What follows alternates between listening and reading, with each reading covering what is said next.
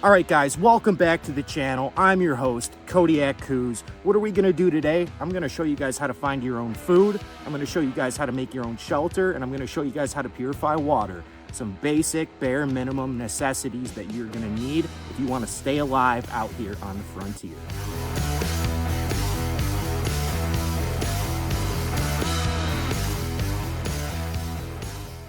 All right, guys, now there's a lot of different methods you can use to make a shelter or perhaps a structure out here. We do have the technology, just like when President Truman decided to use the atomic bomb. Having found the atomic bomb, we have used it.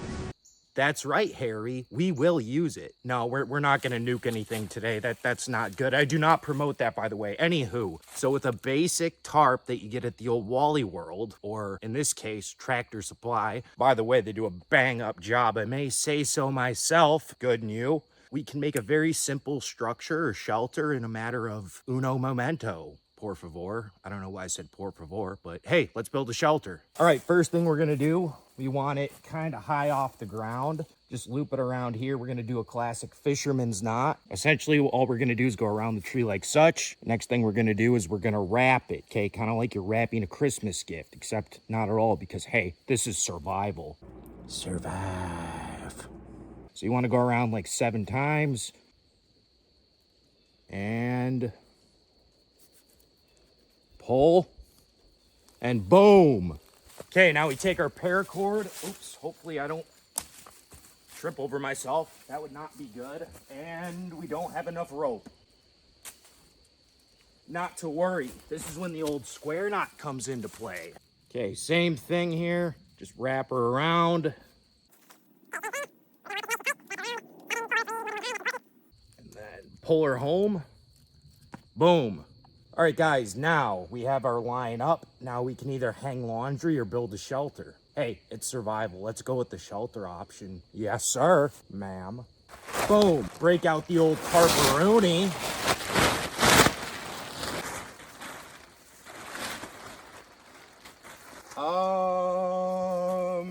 We gotta go the hot dog way.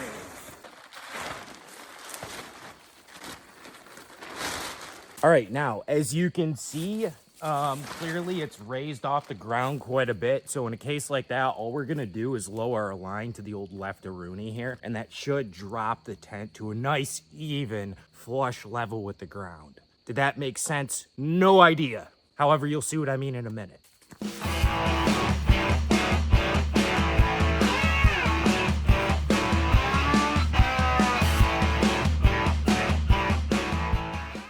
Just like that, boom, not too bad.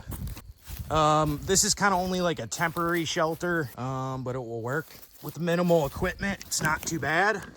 Good new. Oh, hello, how are you? Welcome to my home. It will definitely get the, ooh, there's some spiders. It will definitely get the job done. It's pretty small, but again, it's gonna keep you dry for the most part. If you're looking to conceal yourself, I definitely wouldn't use a blue tarp, perhaps a camouflage one. But yeah, here we go. Real easy, simple, cheap way to make a shelter out on the frontier. Next slide. All right, guys, I brought a couple different methods to get the old fire rooski going here. First things first, this, not yarn from the yarn barn. What is this stuff? What is this stuff called? Twine, sure. Twine makes a really good fire starter. You want to get it really fine. And essentially what you do is you kind of unravel it into this little ball. It's real soft, kind of like a kitten on the moon. Sure. So that's kind of what we're going to use for our tinder here. Now, of course, you could go with the basic lighter here. I think it's like a buck 29 at the old Wally World. Always a good option. Of course, we got our standard lighter here, okay? I always put duct tape around it because all you do is peel this off, and all you do is peel it off, light it, and boom, look at that. Sustains a flame. Good way to get your old fire going. It's always a good idea, too, to have a magnesium stick. What does this do? You just shave it off and essentially light it, and it holds it doesn't really hold the flame, but it's a good way to get the fire going because magnesium burns like extremely hot. So that's definitely a plus to have with you in your fire kit. Moving right along, a cool torch lighter that doesn't work. Of course, stormproof matches, waterproof matches, whatever you want to call them. They always do a pretty bang-up job. Neat. A ferro rod, also pretty neat if you're a little more hardcore.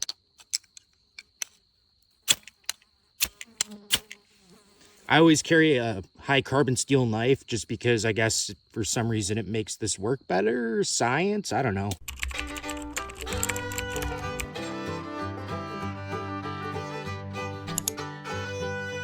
Neat. Saw it on something. A really easy way to start a fire is you put a little of this on a little bit of that. Ooh, gooey. And voila. So essentially this is a petroleum-based product, just like your standard duct tape. So what that does is it makes it extremely flammable. So it's not a bad idea to soak some of your, cotton balls, whatever, dryer lint and that stuff, and kind of keep it with you. Because if you ever got to start a fire, real easy, simple method, okay? We're learning.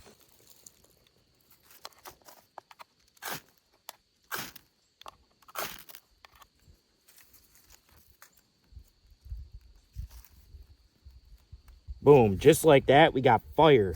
Neat. Now we just start putting our little stuff on there. This magnesium burns pretty good. This petroleum-based product does a bang-up job. I will say so myself. Good and you. Remember, little stuff has surface area, and that's what you need to start an old fire, because we don't want to die. Death is bad. That's the opposite of good. It's kind of like building a house. Except not at all, because we're making a fire. All right, Gangaroo, we got shelter and we got fire now. Now it's time to hydrate. Now there's a couple different methods you can use. Now if you have something what's called, oh boy, we might have ourselves a wildfire here. So, whoa, holy moly, another assassination attempt on my life. Boy, I just keep getting lucky. That's not good, nor is it neat. So anyways, we got shelter, we got fire, now it's time to hydrate. So you could use what's called a life straw. Essentially, all you do is you stick it in the water and you use it like a normal straw. There's a series of filters within the life straw that's gonna filter out anything that's gonna hurt you, like Giardia, other types of bacteria, Bigfoot, I don't know, what else can hurt you in the world? A fire that explodes, yeah, like it just did. All right, guys, now the most probably well-known way to purify water is to put it in this pot, this pat, and then boil it, right? And that's gonna do, oh boy, this water looks pretty gnarly, bro. It's all right, we'll fix it. We can fix it. Remember, we have the technology. So go ahead, fill up your pot, and we're good to set this suckaroony on the old fire because I'm pretty thirsty. Okie dokie. Try not to burn my hand off. All right, gang, it's on the fire. Now we're gonna want it to boil a nice heavy-duty F350 type boil for about 30 minutes. That's gonna kill all the bad, yucky stuff in this water, right? I don't want some horrible bacterial infection / disease. That would not be neat at all. I guess that's how the Teletubbies were created. They drank bad water. What explains the sun that has a face in that show? I will never know. But probably had to do with drinking gross water. So we want to make sure this is G2G, good to go before we drink it. Bye. All right, she should be good. She's been at a steady boil like that for about, not wearing a watch, 30 minutes. So let's pull this off the fire, let her cool down and get nice and refreshed. All right, guys, she cooled down just enough. Let's give it the old taste-a-roo. Ooh, it's still warm.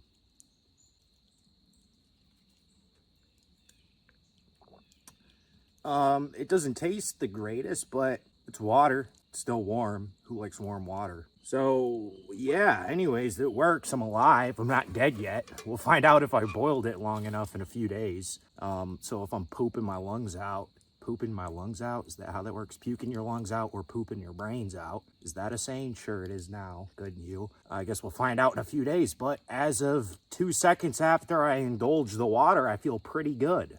All right, so we need food.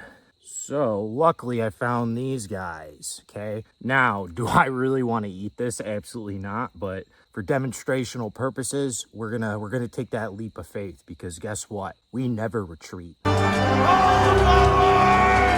Oh, Mel, you're a crazy man, you. So you can eat worms raw. However, there is a risk that you can get parasites, and I don't want to risk that. My buddy's got a parasite right now, and he is not having a good time. So we're going to fry these suckers up. You can also boil them, but I'm more of a fry kind of guy, so let's do it. Okay, so we're just going to wrap them up like such, and boom. And now we roast it like a marshmallow. Okay, looks about done. It's a little charred. Time for Din Din. That tastes just like you think it would. But hey, if it comes down to it, you gotta do what you gotta do. Now, you're probably not gonna live long term off of that, but if you're in a pinch, if you're in a pickle, if you're on a tomato on the plum, hey, there's a easy, super quick way to find food, or at least some calories to keep you alive. Now guys, Kodiak Coos does not prefer to live off of worms, crickets, beetles, maggots, or any other form of alien life, or insects, I guess you'd call them. So it's always a good idea to bring a 22 with you if you have the opportunity, if your state and local law allows it perhaps.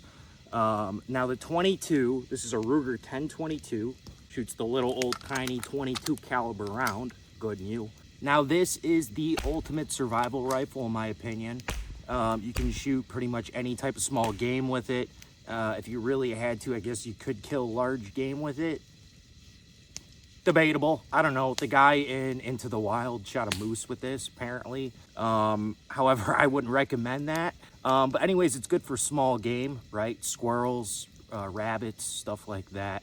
So again, if short-term survival, or I guess even long-term survival, if you're stuck out in the bush, frontier, whether you be in the eastern woodlands like we are here, or all the way up in old Alaska, this is definitely a go-to option. I know a lot of bush pilots carry these in their aircraft, just in case poop hits the fan and they're going mayday into the ocean or something. Well, I guess it really wouldn't do you any good if you're in the ocean, but hey, if you crash landed in like the woods or something, then yeah, you can shoot all sorts of small game, rabbits, all that fun stuff. So anyways, just some food for thought. All right, guys, thanks for tuning in to another fantastic episode here at the Kodiak Coos channel. Hope you guys liked it. Stay tuned. We got a lot of cool stuff planned in the near future here. So make sure you guys smash that bell, comment down below, and like our videos. Until next time, have yourself a Kodiak Coos day.